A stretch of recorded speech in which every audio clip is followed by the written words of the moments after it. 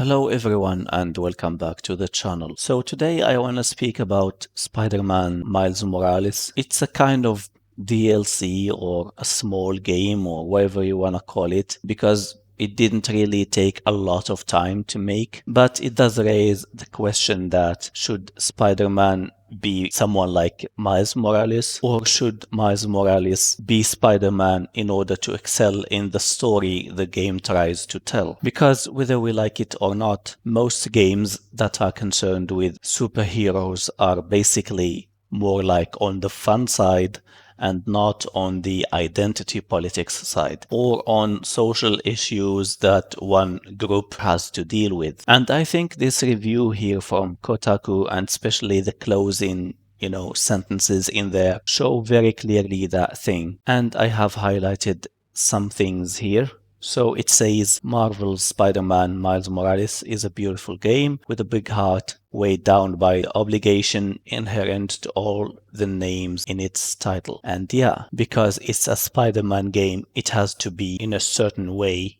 the focus should be more on combat. And here it says again on the article, it shows us that the opposite of web swinging through Manhattan isn't stealth set pieces and fight scenes with dozens of enemies, but chatting with your deaf hard of hearing neighbor using sign language. It plays, looks and feels like the game it evolved from, but it has aims that are both bigger in theme and smaller in scope. And obviously we know Kotaku, we know the kind of politics that the people there have. At least most of the people that work at Kotaku has this kind of identity politics, and probably they're more concerned with them and with how they should be implemented in games rather than the game itself. That's my feeling, at least that's my opinion. And again, like I said here, Miles Morales tries to tell a story about a black man and the black community and probably some of the things that it has to deal with. But because it is a Spider-Man game, it has to be also fighting and all of those cool combos and exploring the environments and whatnot. And that's why the writer here feels that Miles Morales and the story that it tells is outweighed by the fact that it is a Spider-Man game. And that's why we always criticize companies like Sony, because they try to force these themes into existing franchises, and they don't want to take the risk and tell a story about these people like Miles Morales in a different setting. Like Miles Morales, in my opinion, doesn't need to be a Spider-Man in order to tell a story and to focus on the things that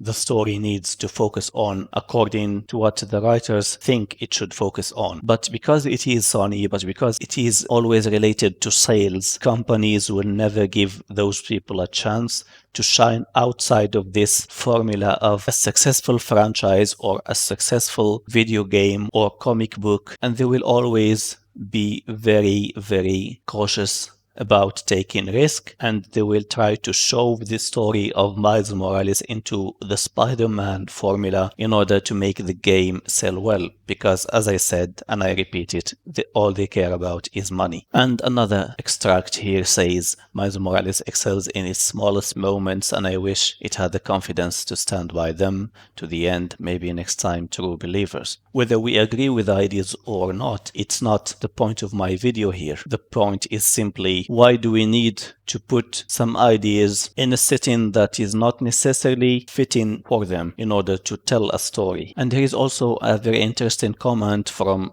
a person called Joe Rogan, and he also expresses the idea that I'm trying to tell in his own words. He says, I'm kind of mystified by a lot of the games media insistence that the game needs tons of licensed brands to be authentically black, even if doubling down on their presumably already pretty expensive licensing catalog were a good use of money. It's just a troubling outlook in general. I wholeheartedly agree with this person. Companies like Sony and others are really trying hard to make a kind of chimeras in order to sell the product that they want to sell and also to virtue signal and not necessarily tell stories that a group of people is concerned with. There are also news about the next James Bond movie starring a female who is black. All I can see there is a chimera and no real opportunity to tell a story in a way that is compelling and that is coherent with itself and its environment. And anyway, this was just my opinion. I would love to hear your opinion on this, and it will be interesting to read different people's perspectives concerning this game and concerning the inclusion of ideas or identity politics in games and brands and movies that are not necessarily best suited for them. Thank you for watching. If you enjoyed the video, please leave a thumbs up and subscribe for more. I will talk to you again soon. Have a good one.